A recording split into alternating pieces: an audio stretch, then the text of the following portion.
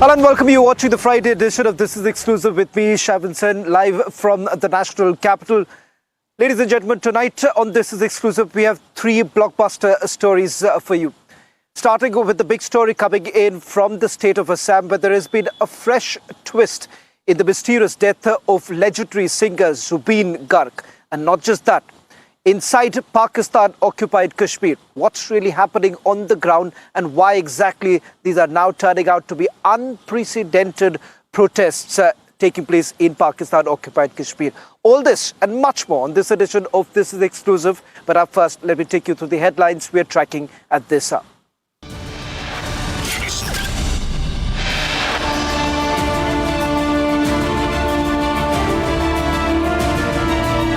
Huge Republic Impact Centre issues urgent advisory to all states on rational use of cough syrups.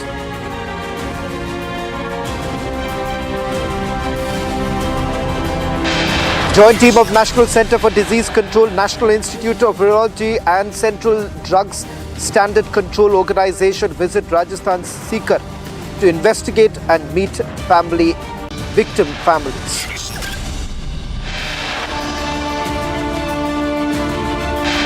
Protests intensify in Pakistan-occupied Kashmir. Thousands of residents rally towards Muzaffarabad. Internet shutdown continues. Meetings fail to break ice.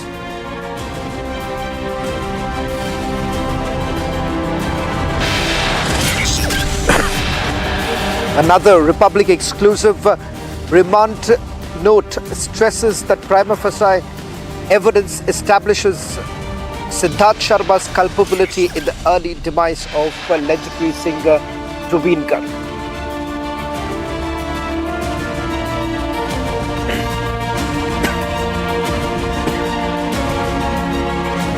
Starting this edition with the fresh twist coming in legendary singer Zubeen Garg's death.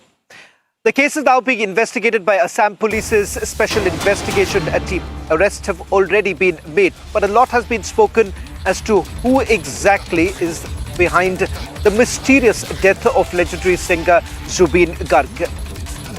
Is there an angle of culpable homicide? Is there an angle of negligence?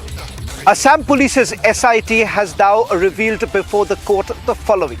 In fact, the nail points towards Zubeen Garg's manager, who has been taken into custody. Ladies and gentlemen, we've now got full details of the remand copy that has been accessed by Republic TV. Key points coming out. One, with regards to the role of manager Siddharth Sharma. The other happens to be the organizer Shamkanu Mohanto. Remember, legendary singer Zubeen Garg was in Singapore for a music festival. It turns out that after the festival, he was taken for a party that was on a yacht.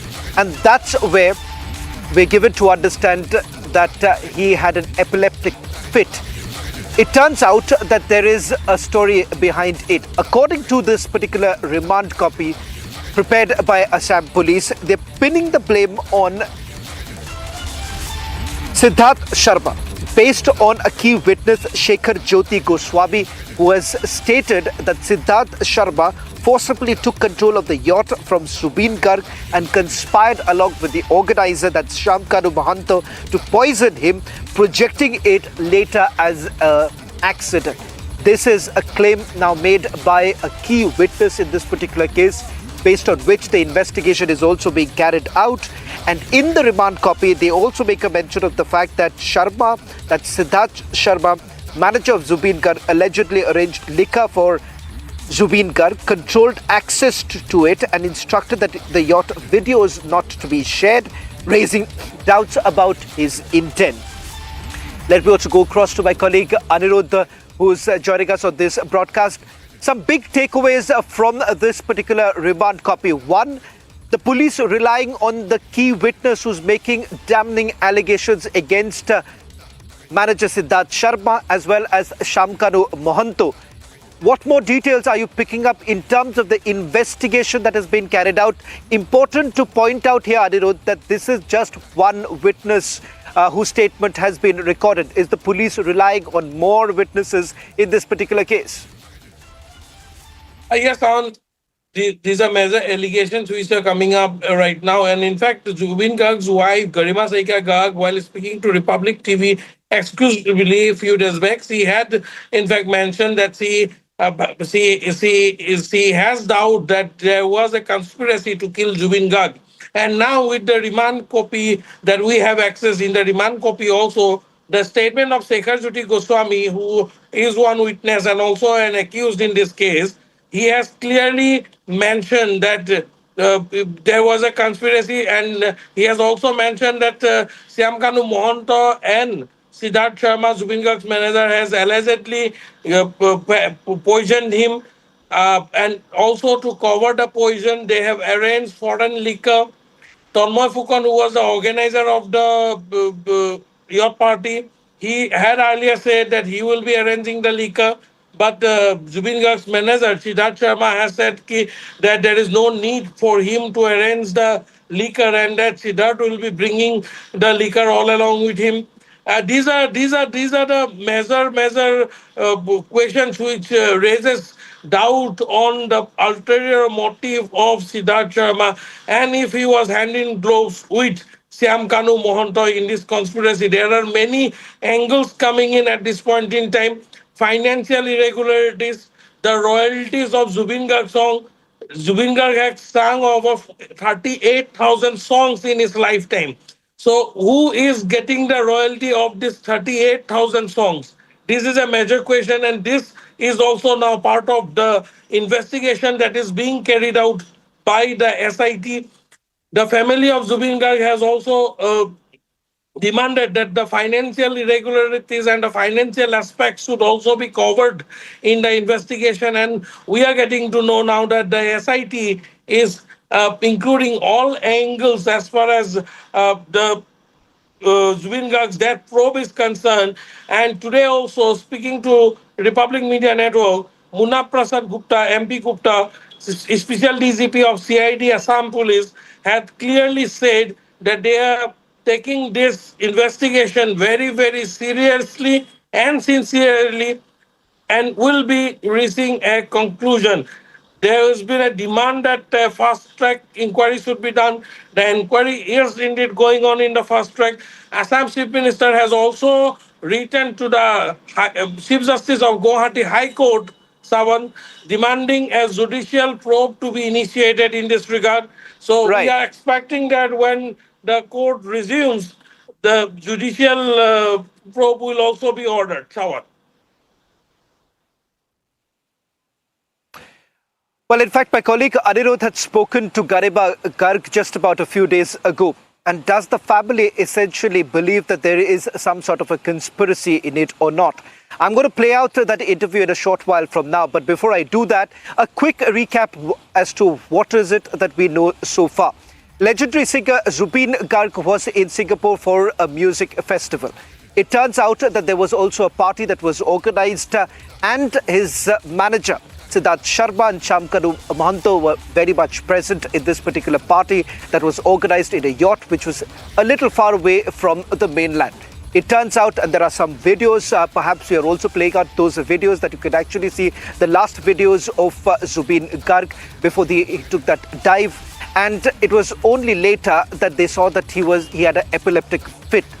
In the remand copy, a key witness makes a damning allegation when he says that despite seeing him having a seizure, it is one of them essentially saying Syamkanu Mohanto and Siddharth Sharma saying Jabo de in Assamese, which essentially means let go, rather than providing immediate aid is what we are given to understand.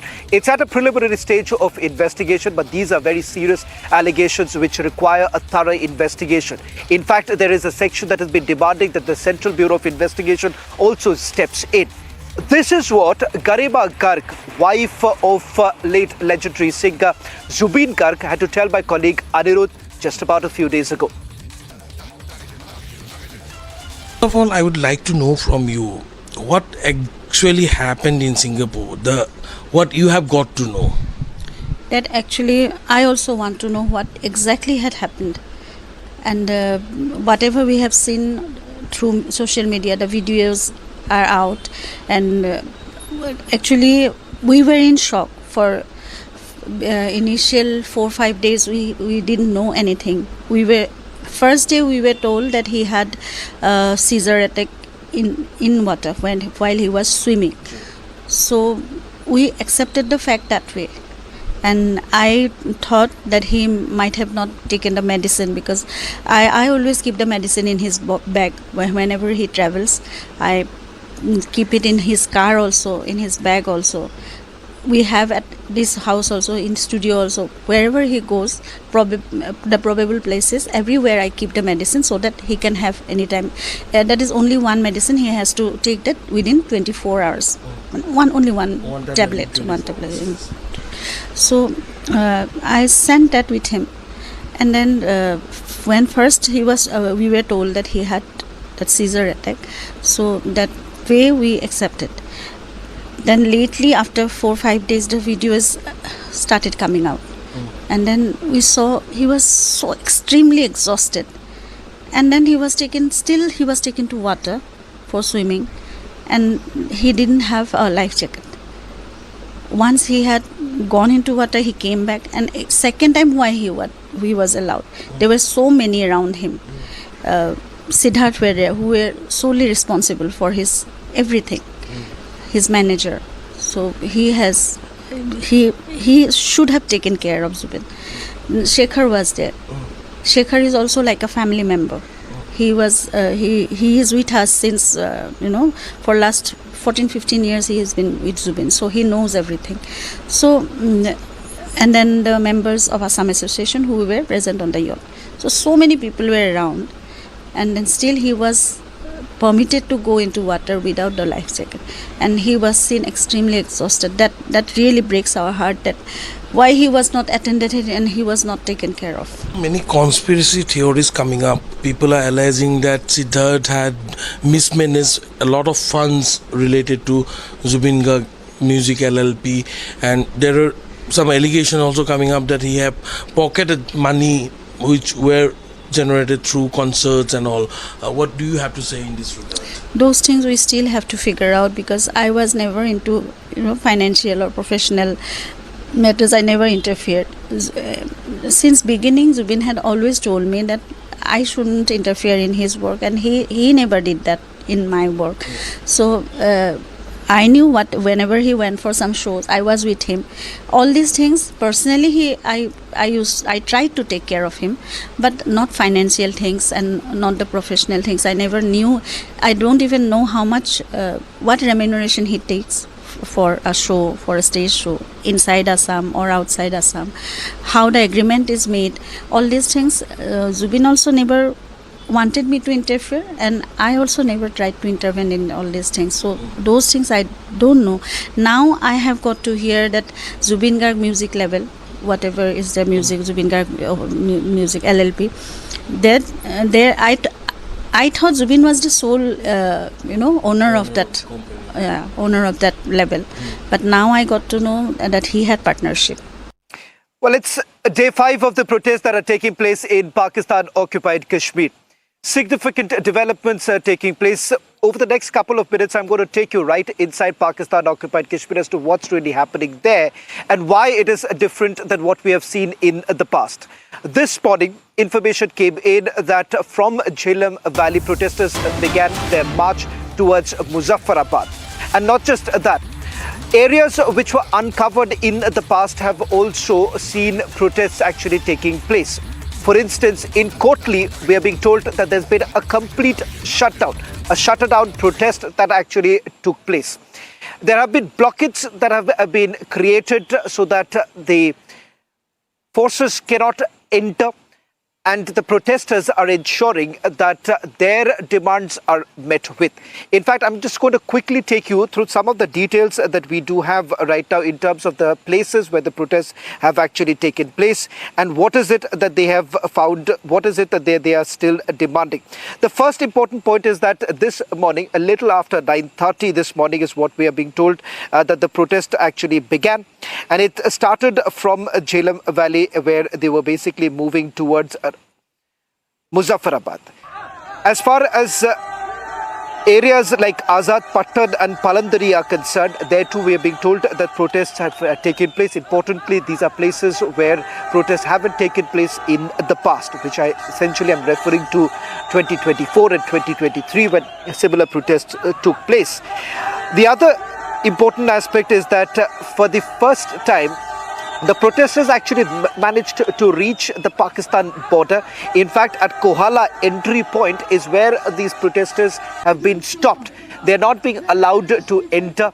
In fact, Pakistani army being extremely nervous at this point in time, because you have on your screens right now images that we're essentially showing of the protests that are taking place at Kohala entry point, which happens to be at the Pakistan border. Let me go across to my colleague Gursimran, getting us also the latest details. Gursimran, when I spoke to my sources within the agencies, they've essentially indicated 2 points. One, the fact that the protesters were moving towards the Pakistan border, that is at Kohala entry point, which the images that I have accessed earlier today. What more details are you picking up? Because it seems that this is only growing with every passing day, and the Pakistani army unable to control the situation. Yes, Shawan, you have rightly mentioned that this is an unending protest, what it seems, because the Awami Action Committee, the umbrella organization of the traders as well as the civilians, they have decided that they are going to further go ahead and rather intensify this protest that is taking place in Pakistan-occupied Jammu and Kashmir. Yesterday, since early this morning, there were a series of meetings that have taken place between the federal government of Pakistan and Joint Action Awami Action Committee. Though the demands of the Awami Action Committee were very clear, they wanted their 2 to 3 demands to be met immediately. That included scrapping of the reservation that has been given to the 12 legislative assembly seats in the provincial assembly to the representatives of the Kashmiri refugees, those who are living in Pakistan, which has been opposed tooth and nail by the Awami Action Committee, stating that it will dilute their share in the democratic process and it will give an extra edge to the union government to actually interfere in their internal matters. Second was the extra perks that the influential category in POJK is getting, that includes bureaucrats as well as the leaders that are getting the unlimited amount of access, be it to the fuel, be it to the electricity or the support staff that they have got. But the people of Pakistan occupied Jammu and Kashmir, they are opposing that and they have demanded that to be actually called back or this trend to be stopped. But the decision has not been reached upon, and today evening, because every evening they sent a message in Urdu to their followers, today the message is that they will be continuing with this, because they are saying that the number of shahadats, that is what Awami Action Committee has mentioned, we have given in this protest is almost 3 to 4 times that we have given in the past when 4 people died in 2023. And then we saw Shehbaz Sharif making some announcements, including the subsidized electricity and wheats be given to them, but that was not fulfilled upon, and that's why we are witnessing that in 2025 September once again the same call has been given, and today is the 5th day. So tomorrow it is going to be intensified, we are told, and the gherao of Muzaffarabad assembly continues to be main motive of these protesters. They say that protesters from all over Pakistan occupied Jammu and Kashmir will gather in Muzaffarabad to gherao the assembly, to send a message to the leadership that now the youth of Pakistan is fed up of their fake promises and they want some concrete steps, otherwise it will be them only all over. Well, in fact, Gursimran, I'll request you to stay on with us as I'm getting inside details of a meeting that took place around 3:10 this afternoon in Muzaffarabad, when Shehbaz Sharif's advisors landed in Muzaffarabad, and a meeting actually took place with the Joint Action Committee. In fact, this meeting started a little after 3:10 is what we are being told. Shehbaz Sharif's advisors Kamar Zaman Khaira and Rana Sanuullah, they had a meeting with the Awami Action Committee. They were present in the meeting. This was while entire Pakistan occupied Kashmir is undergoing a complete shutdown. There has been an internet shutdown for almost about 96 hours, and it turns out a result of the meeting that took place earlier today has completely failed. over the last few days, over the last 5 days, remember, multiple attempts have been made by the Pakistani government to have some sort of a direct dialogue with the Awami Action Committee. The Awami Action Committee says that they are unwilling to stop the protests unless their demands are met. One, with regards to the internet suspension itself, they say that this is just a clear attempt to muzzle the voice. The fact that they are unable to communicate to the world that this is what is actually happening on the ground. That's one of the demands that they've essentially made, that they will only continue to have any meaningful dialogue with Shehbaz Sharif's advisors only when they agree that, number one, that internet suspension should be removed, and secondly, with regards to the meetings that are likely to take place in the next 24 to 48 hours, that would only happen if they agreed to begin talking on the Legislative Assembly seats. Let me also go across to my colleague Ishan, and I want to have Ishan and Gursimran both on the screens right now as my colleagues who are working together to get us the details. Ishan, this afternoon when we were speaking to some of our sources here, they essentially indicated that these meetings are not really helping the Shehbaz Sharif government right now, only because some of the demands that they've made just before the meeting was not met with. Any more details are you picking up? Have there been any changes? Have there been any assurances that have been made? Shavan, the meeting today took place around 3:10 p.m. after the Friday prayers. And during the meeting, around 36 demands were placed in front of the Shehbaz Sharif government. The Shehbaz Sharif government has been dilly-dallying with these demands, wherein they are saying it will require constitutional reform, this, that, and other bureaucratic answers that have been given to the Awami Action Committee. These demands range starting from abolition of the 12 seats which have been reserved for POK migrants, and which is currently stifling the local democracy of POK. And furthermore, the major demand includes the abolition of privileges being provided to the ruling class of the Pakistan occupied Kashmir. These privileges include money, these privileges include vehicles, cars, land, and these are basically creating a class divide among the ruling and the citizens of Pakistan occupied Kashmir. The further demands are very basic in nature, such as reduction in prices of wheat, subsidy in wheat prices, better infrastructure, removal of exploitation, and provision of royalties from the region that is producing all the power for Pakistan. They want royalties to be invested in the region for infrastructure. Now, these demands are very basic in nature and are being provided, but the Shehbaz Sharif government has been promising that these things will be done, but has not taken any concrete step in moving towards fulfilling of these demands. Back to you, Sean.